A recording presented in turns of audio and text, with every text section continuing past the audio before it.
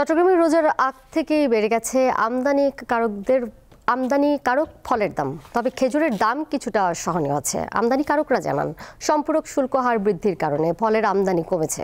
দাম বেশি হয় ক্রেতা সংকটের আশঙ্কা করছেন খুচরা ব্যবসায়ীরা।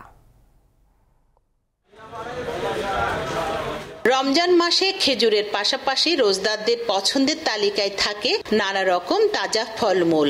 এবারের রোজায় চট্টগ্রামের বৃহৎ পাইকারি বাজার নগরীর ফলমন্ডিতে ফলের চাহিদা বাড়ায় দামও বেড়ে হয়েছে দ্বিগুণ। তবে কিছুটা সহনীয় পর্যায়ে আছে ইফতারের প্রধান উপকরণ খেজুরের দাম।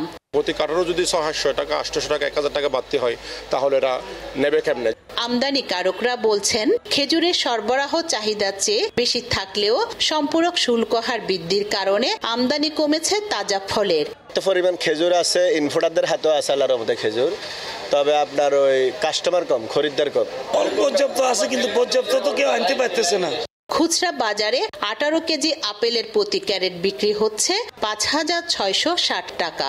মানভেদে মালটা বিক্রি হচ্ছে প্রতি ক্যারেট 4 থেকে 4500 টাকায়। 15 দিন যাবত অনেকটাই খারাপ। যেমন আমরা আগে দৈনিক মাল বিক্রি করতাম, আমাদের নিজস্ব মালের 8টা-7টা প্যাকেট লিস্ট থাকলে আমরা 4টা-5টাই সেল করতাম।